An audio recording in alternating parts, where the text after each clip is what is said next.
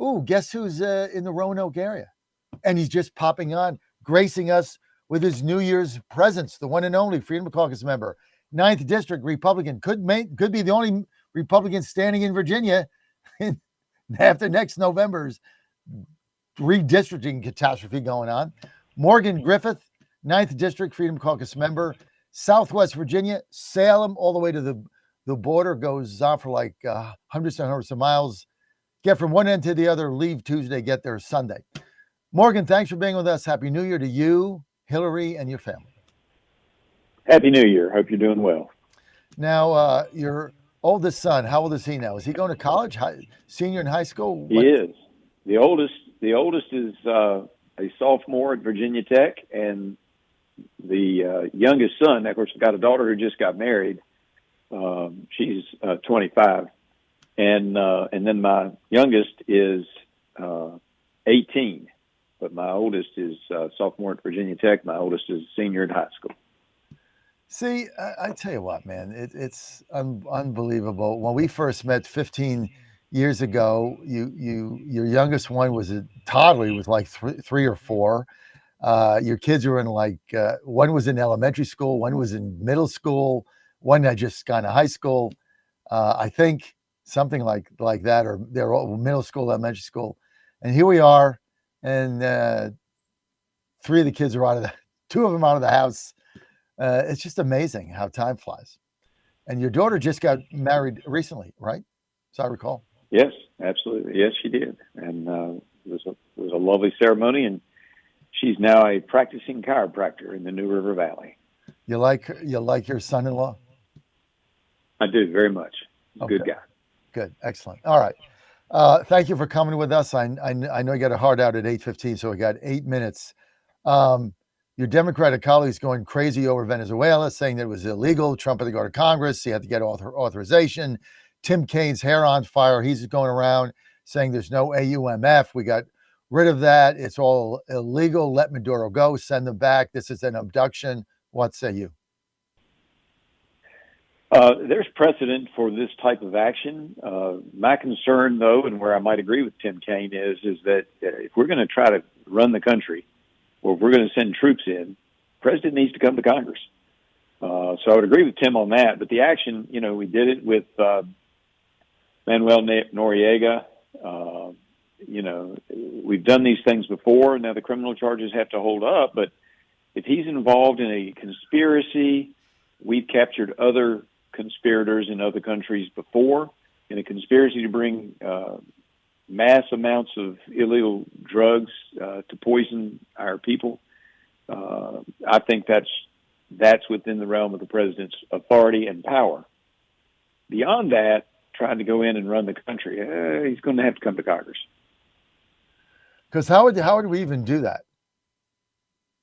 I don't know. I mean, that's why I think Congress needs to be involved, because I see that as a potential quagmire. Now, I know the president likes to say things and get attention and try to push other countries to do things so that they won't have to worry about the U.S. coming in to run their country if they get their own act together. But some of the people still left in the government are as bad or worse than the one we captured. So we have to be careful what we're doing, and let's not make deals with the devil. But it would be great. It's amazing what they did to their own economy. They destroyed it. They nationalized the oil industry. They nationalized natural gas. Then they brought the Cubans in to show them when they didn't want to have help from the U.S. They brought the Cubans in to run the oil fields, and guess what? They ran them right into the ground. I mean, they really are not in good shape. They need massive overhaul. And truly, it's the United States and maybe Shell Oil, originally Dutch, now out of London. They have the capability to go in there and put this thing back together and build an economy that was fabulous. It was a great economy before they started moving towards communism, and they destroyed it. And, of course, we can do the same thing in our country. I mean, Venezuela 30, 35, 40 years ago had just started moving down this pathway, but it had a vibrant economy, the best in South America. Today, it's one of the worst. That's what communism does to your economy. I mean, it's hard to imagine the country was so rich. They have the greatest oil reserves on the earth. They were a very rich country. People were very happy there, but they wanted more, and so free stuff was promised, and so they voted in a free election. They voted for Chavez, who was a communist. They voted him in free election, and that was the beginning of their downfall. And once you vote one of these communists in, you can't get them out. If you try to get them out, they steal it, like Maduro did. You can't get them out. One of the problems here that nobody's said this, maybe except me, is they're talking about, well, that we need a free election ASAP. We need that Machado and there, that lady should have already won, etc. But 1/3 of the country has fled. So only 2/3 of the people are remaining. You would have to think that a third of them voted for the communists at least. So I don't think this is fait accompli when they've, imagine 33% of your people leave a country because they can't feed themselves. I mean, isn't that stunning? It is absolutely stunning for a country as rich as Venezuela is in natural resources. It's shocking. It's shocking that you can have that kind of bad leadership, but it happens, and we've seen it, around the world. And the bottom line is the communist model economically doesn't work. I mean, the Chinese are doing great right now, but that's because they really aren't following the communist model. They are following a totalitarian oligarchic model, which is very similar to what they did throughout the last 5,000 years of Chinese history. It's just a different oligarchy. They call themselves communists, but they're running their country like an oligarchy, and their economy in a government-controlled, quasi-market-driven economy. And so far, they've been able to make that work. It may fall apart in a few years, but right now they've been able to make that work. But it's not the true communism that was created by Marx and Engels. Lindsey Graham says that Cuba is next to fall. Do you see that? He would have better information than I am. I'm not on the right committees. I would love it if Cuba would fall. We have a lot of Cuban Americans who would love to go in there and invest in their original homeland, another country that's economy should be better than it is. But I've been waiting since I was a little kid for Cuba to fall, and it hasn't happened. So I'm not going to count those chickens until they've hatched.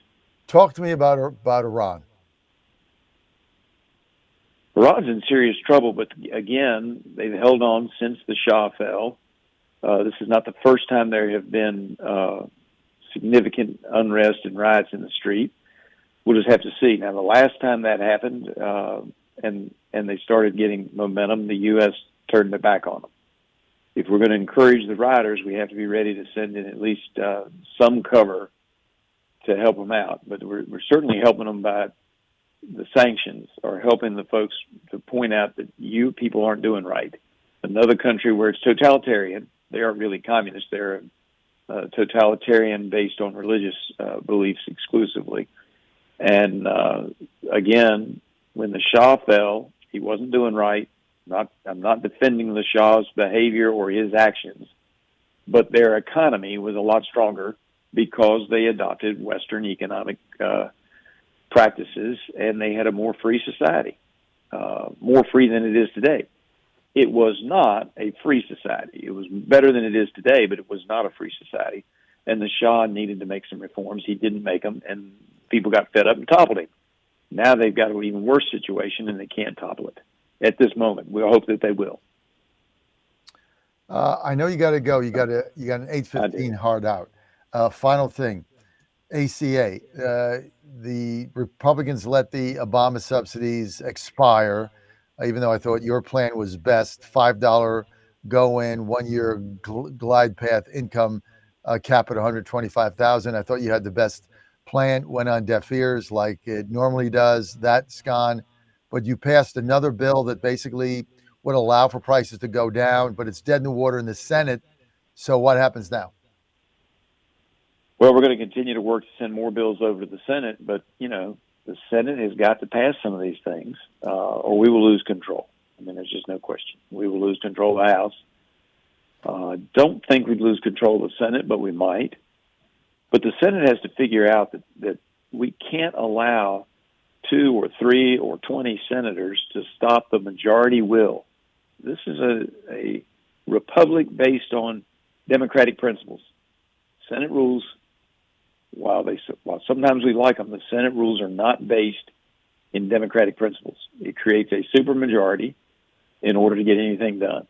And it isn't what they intended when they changed the filibuster rule in the 1970s, but it's what we've got. They need to reform their filibuster rule in order for us to get anything done. And it's a shame because we can lower prices for the American people. Let them keep their ACA or Obamacare if they want to. But when we start showing them that there are better ways to do this, they will flee that. But we've got to get it out there. We can't get it out there when we're passing things in the House. With a very small majority, we're able to pass things in the House. And the Senate, with a larger majority than what we have in the House, can't get anything done. Well, you got to get rid of the filibuster rule. You and I are in lockstep on that. It's got to go. And if the Democrats had power, it would go the next day. But we just got a lot of weak-kneed senators up there that are afraid of their own shadow. But, I mean, if you look at what's going on, it's in the Democratic senators' best interest not to pass any of this stuff so that the American people suffer and prices continue to go up. And you can't get the reforms in that you pass in the House because that would help prices go down and that would help Republicans in the midterms. And so it's counter to them keeping power. So they'd rather Americans suffer for them to get power by not passing anything that would help American families. I mean, that is the warped dichotomy of the Rubik's cube here that's going on, right? Screw the American people, make them suffer through the filibuster, don't pass anything so they can win and get power on the backs of Americans suffering. I mean, it's bizarre. It is. I'm going to have to run. I hate that. But Morgan, we've got thank you. Special Thank called you. meeting of rules. Thank you for your time. And thank you for being with us. We're going to be right back on the John Fredericks Media Network. Stay with us.